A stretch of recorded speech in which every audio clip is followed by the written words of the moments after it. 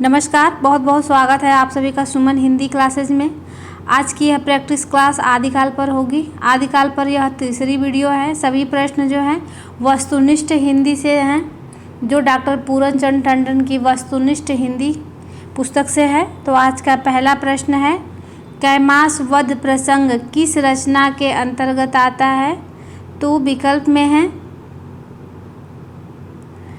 पृथ्वीराज रासो, पीसल देव रासो, परमाल रासो या फिर खुमार रासो।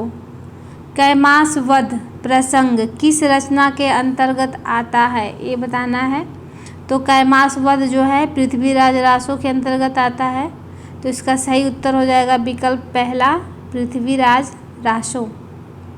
अगला प्रश्न है, मनहु कला ससभान कला 1600 बन्नी किस रासो ग्रंथ की पंक्ति है यह? तो विकल्प में है बीसल देव रासो, पृथ्वीराज रासो, खुमान रासो या फिर परमाल रासो। यह पंक्ति किस ग्रंथ से ली गई ये बताना है। तो मनहु कला ससभान कला 1600 बन्नी है, यह जो है पृथ्वीराज रासो से ली गई है। तो दूसरा विकल्प इसका सही उत्तर हो जाएगा पृथ्वीराज रासो।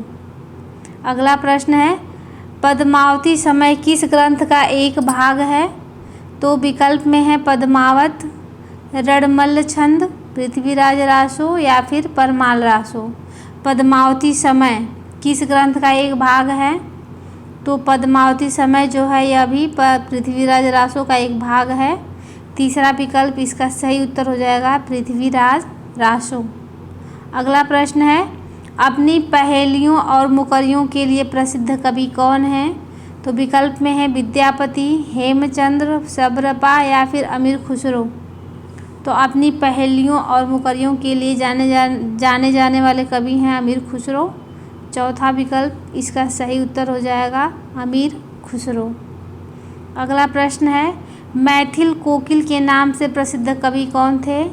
तो विकल्प में है अमीर खुसरो, गोरखनाथ, श्रीधर या फिर विद्यापति। तो मैथिल कोकिल कहलाते हैं विद्यापति। चौथा विकल्प इसका सही उत्तर हो जाएगा विद्यापति। अगला प्रश्न है, आदिकाल में खड़ी बोली को काल की भाषा बनाने वाले प्रथम कवि कौन थे? तो विकल्प में है मधुकर कवि, अब्दुल रहमान, विद्यापति या फिर अमीर खुसरो।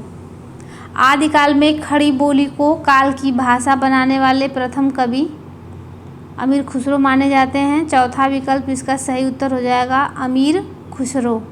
अगला प्रश्न है, ढोला मारूरा दूहा की नायिका का नाम बताना है। कौन थी ढोला मारूरा दूहा की नायिका? तो विकल्प बताते हैं आपको। विकल्प में है दमयंती, मारवाड़ी, शकुंतला या फिर राधा। तो इसका सही उत्तर हो जाएगा ऑप्शन बी, मारवाड़ी। दूसरा विकल्प इसका सही उत्तर हो जाएगा। अगला प्रश्न है, बीसल देव रासो की नायिका का नाम क्या था? तो विकल्प में है पद्मावती, दुर्गाबाई, राजमती या फिर मारवाड़ी। तो बीसल देव रासो की नायिका थी राजमती।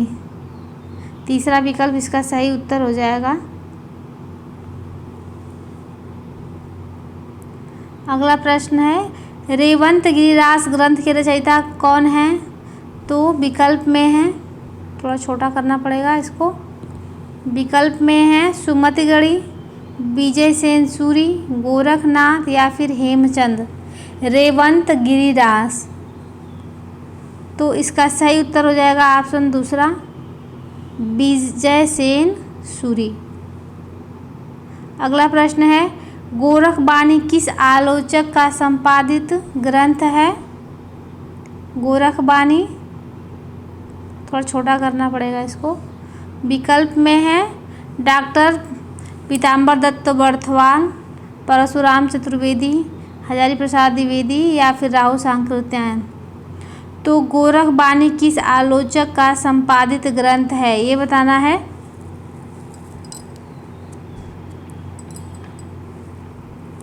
90 नंबर का यह प्रश्न है।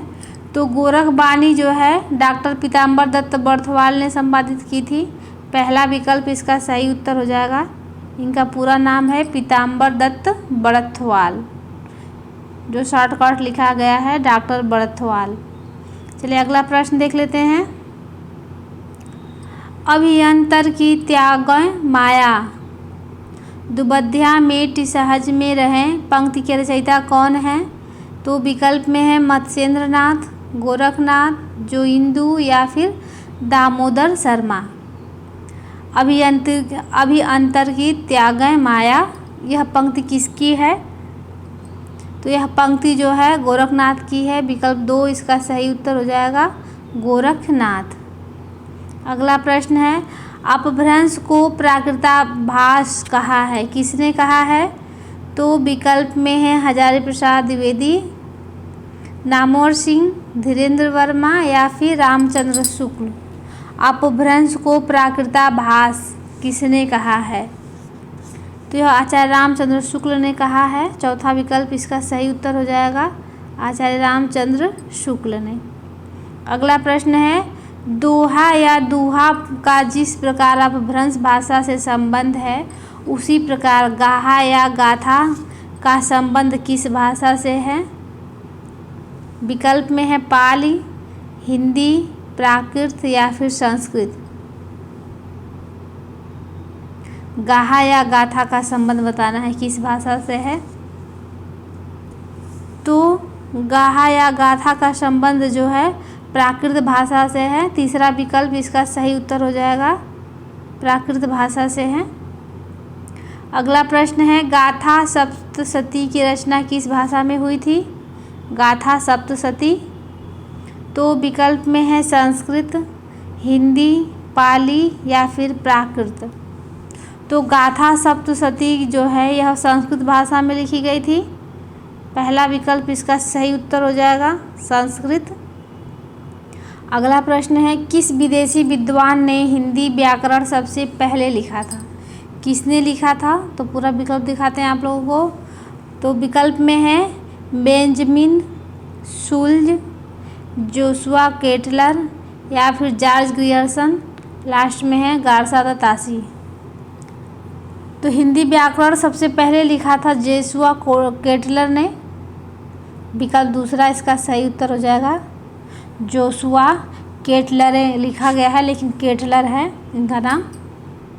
अगला प्रश्न है, पृथ्वीराज रासो के रचयिता कौन है? तो विकल्प में है चंद्रबरदाई, नरपति सिंह, नरपति नाला, जगनिक या फिर नल्ल सिंह।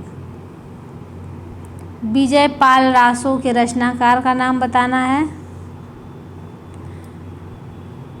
तो विजय पाल रासो के रचनाकार नल्ल सिंह हैं। विकल्प 4 इसका सही उत्तर हो जाएगा, नल्ल सिंह। अगला प्रश्न है, सहजयान के प्रवर्तक कवि कौन हैं? सहजयान के, तो विकल्प में है गोरखनाथ, नागार्जुन, सरहपा या फिर धनपाल। तो सहजयान के प्रवर्तक सरहपा जी हैं। विकल्प 3 इसका सही उत्तर हो जाएगा, सरहपा। अगला प्रश्न है, सर्वाधिक चरित काव्य किस साहित्य में रचे गए हैं? तो विकल्प में है जैन साहित्य, सिद्ध साहित्य, नाथ साहित्य या फिर रासो साहित्य। सर्वाधिक चरित काव्य किस साहित्य के अंतर्गत रचे गए हैं ये बताना है।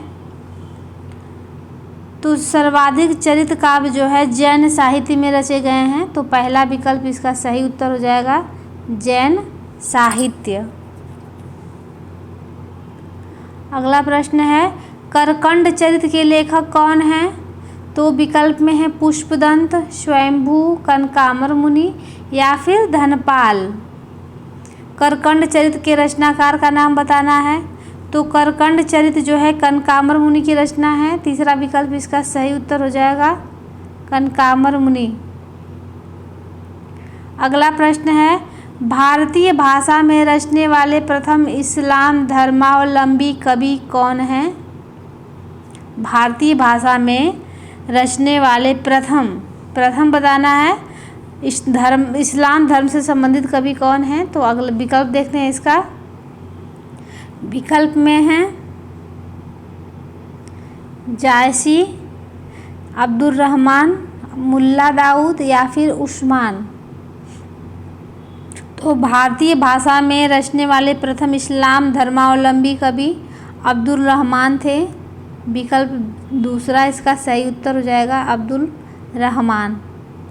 अगला प्रश्न है, पृथ्वीराज रासो को सुख सुखी संवाद के रूप में रचित करने वाले रचित मानने वाले आलोचक कौन हैं?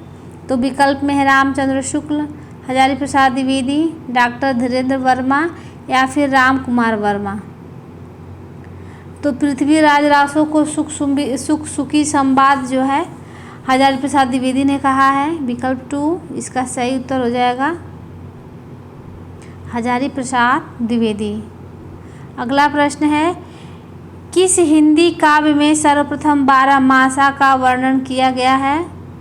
तो विकल्प में है पृथ्वीराज रासो, परमाल रासो, कीर्तिलता या फिर बीसल देव रासो। तो हिंदी काव्य में सर्वप्रथम 12 मासा का वर्णन जो है बीसल देव रासो में किया गया है।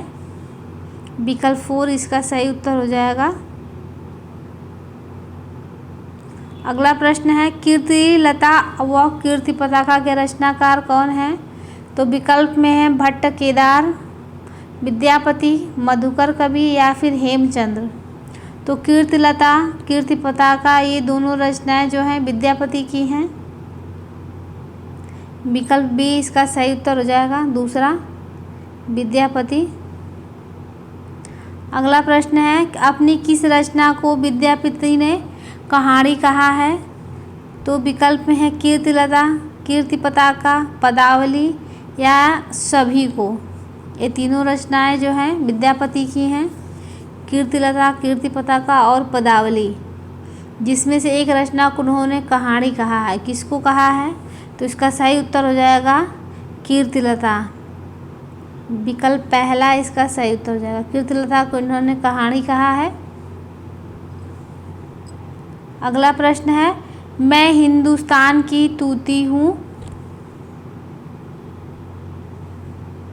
थोड़ा बड़ा कर लेते हैं इसको। मैं हिंदुस्तान की तूती हूँ, अगर तुम वास्तव में मुझसे कुछ पूछना चाहते हो तो हिंदवी में पूछो। यह पंक्ति के रचनाकार कौन हैं? तो विकल्प में है चरणदास, भारतेंदु, बनारसी दास या फिर अमीर खुसरो। तो यह पंक्ति के रचनाकार अमीर खुसरो हैं। अमीर खुसरो ने कहा है अपने बारे में। तो विकल्प 4 इसका सही उत्तर हो जाएगा अमीर खुसरो। अगला प्रश्न है, रामचंद्र शुक्ल विरचित हिंदी साहित्य का इतिहास कब प्रकाशित हुआ है? तो आप सभी लोग पता है कि आचार्य रामचंद्र शुक्ल का इतिहास जो है 1929 में प्रकाशित हुआ था। विकल्प पहला इसका सही उत्तर हो जाएगा 1929 ईस्वी। अगला प्रश्न है, यह सिर नवे न राम को ना ही गिरियो टूट, आन देव नहीं परसिए यह तन जायो छूट। यह पंक्ति किसकी है? तो विकल्प में है कबीरदास, चरणदास, तुलसीदास या फिर गुरु नानक जी। तो यह पंक्ति के रचनाकार चरणदास हैं। विकल्प दूसरा इसका सही उत्तर हो जाएगा चरणदास। अगला प्रश्न है, कुटिल केश सुदेश पो परिचियत पिकसद, कमल गंध बयसंद, हंस गति चलती मंद मद। यह पंक्ति किसकी है या यह किस ग्रंथ से ली गई है? विकल्प में है तुलसीदास, जल्हड़, चंद्रवरदाई या फिर नानक। यह पंक्ति किसकी है, किसके द्वारा रची गई है, ये बताना है। तो यह चंद्रवरदाई द्वारा कहा गया है। विकल्प तीसरा इसका सही उत्तर हो जाएगा चंद्रवरदाई। अगला प्रश्न है, आदिकाल को अत्यधिक विरोधी और व्याघातों का युग किसने कहा है? तो विकल्प में है राम कुमार वर्मा, हजारी प्रसाद द्विवेदी, अज्ञेय या फिर पंडित रामचंद्र शुक्ल। आदिकाल को अत्यधिक विरोधी और व्याघातों का युग किसने माना है? तो हजारी प्रसाद द्विवेदी ने माना है। विकल्प दूसरा इसका सही उत्तर हो जाएगा। यह हजारी प्रसाद द्विवेदी का कथन है। अगला प्रश्न है, आज का यह लास्ट प्रश्न है, आदिकाल को अपभ्रंश काल किसने कहा है? तो विकल्प में है doctor Dhirendra Verma, doctor Nagendra, doctor Bachchan Singh या फिर रामविलास शर्मा। आदिकाल को अपभ्रंश काल किसने कहा है? तो डॉक्टर धीरेन्द्र वर्मा ने कहा है। पहला विकल्प इसका सही उत्तर हो जाएगा, डॉक्टर धीरेन्द्र वर्मा। तो आज का यह लास्ट प्रश्न था। अगर मेरी प्रश्नोत्तरी आप लोगों को अच्छी लग रही है तो प्लीज़ आप लोग मेरे वीडियो को लाइक करें, ज़्यादा से ज़्यादा शेयर करें और मेरे चैनल को सब्सक्राइब कर दें, जिससे बहुत आपके सभी मित्रों तक मेरी ये वीडियो पहुंच सके। तो चलिए आज के लिए बस इतना ही, मिलते हैं नेक्स्ट वीडियो में, तब तक के लिए धन्यवाद।